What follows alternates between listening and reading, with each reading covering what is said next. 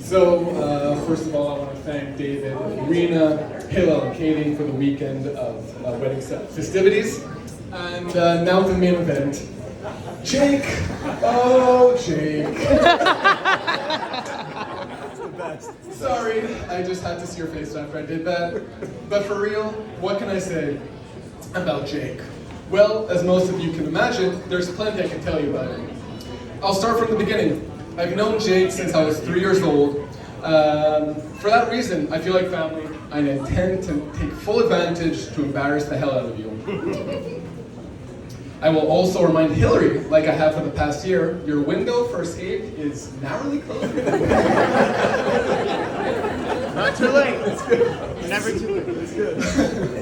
So, our story begins at the Y pre-nursery school, and from there we both went off to JBPS.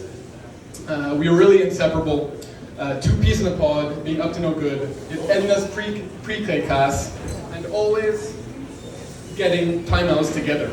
We hit grade 1, and our JBPS days got even better when Sari, Jake's grandmother, was our substitute teacher on many occasions.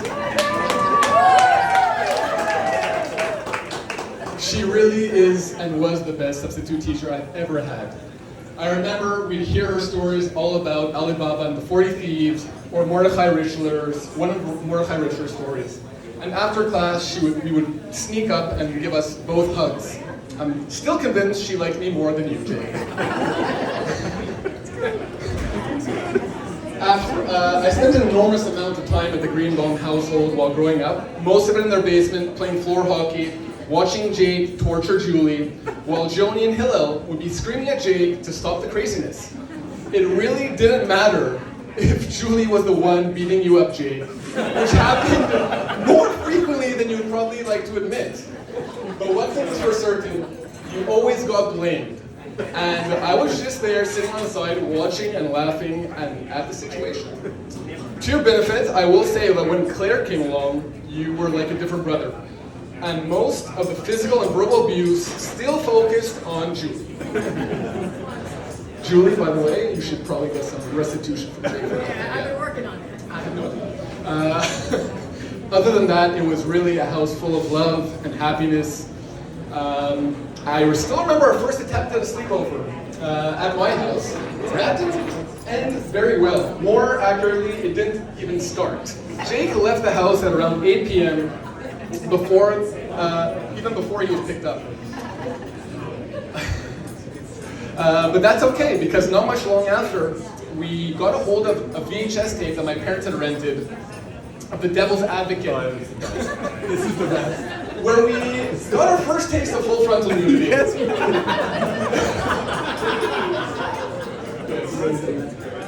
It was a memory we remember vividly to this day.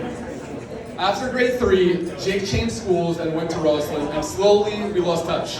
Although we did see each other here and there at bar and bar mitzvahs. I saw Jake again when I was 14, randomly at the YCC orientation for the Junior Sis program.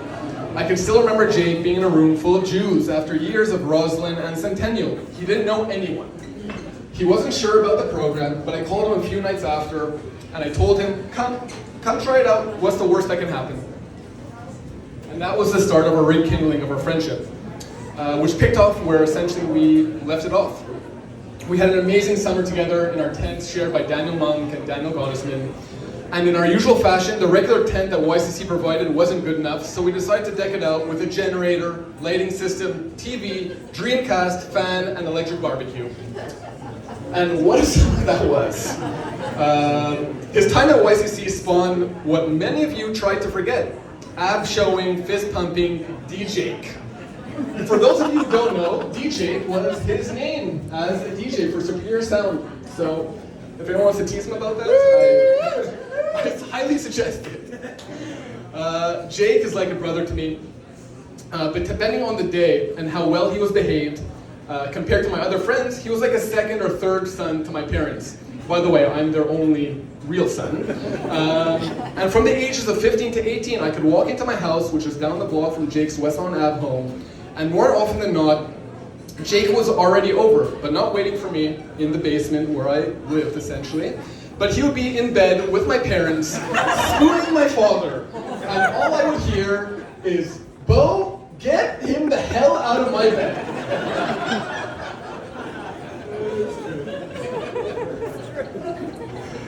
I will say a historic moment for both of us was going on the March of the Living, which led me to move to Israel and join the army, and what made Jake eventually go to Israel and volunteer in a kibbutz outside of Jerusalem.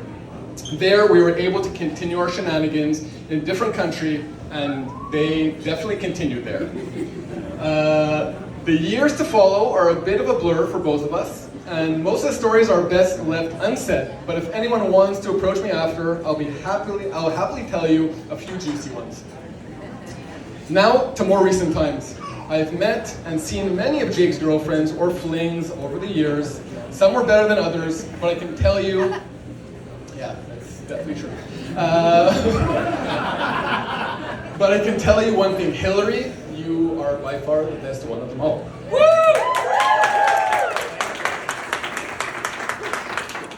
And I'm not just saying that because you're taking responsibility for him, but Hillary, you've really changed him for the good. I remember Jake and I were catching up on FaceTime while I was in Israel, and he started to tell me about this girl he started to date. He said, "Bo, I swear this girl she's different. She's not like any of the other girls I dated before." So much so, he was reluctant in telling me her name, so the word wouldn't go out and I wouldn't jinx it.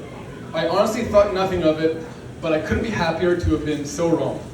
Jake was always a ball of energy. Somehow, Hillary lets Jake be Jake without judgment, while using her social worker touch to make sure her voice is always heard and is being taken seriously in a way that gets through to him.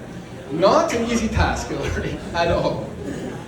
For those reasons, Hillary has calmed Jake down and has transformed him into a functioning member of society. It's about time. It's about time. And let's be honest, it helps that she keeps him well fed with an unlimited supply of real bagel. Thanks to India, of course. For that, Hillary, you deserve all of our thanks. Jake, I just wanted to say, I know your mom would be so proud of your choice in a fiance, and maybe a bit shocked you were able to land such an amazing woman. But okay, I don't want to take up our time of eating and drinking, so I'll just say one more thing. Jake, my brother, I love you. After 31 years, Hillary, I can finally say, after this Sunday, he's your problem now.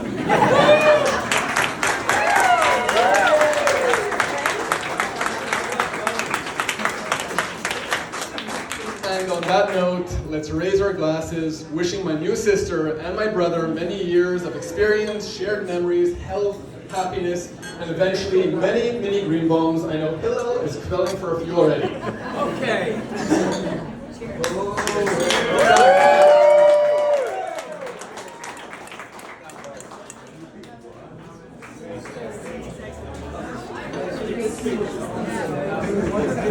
Now it's you. Right away.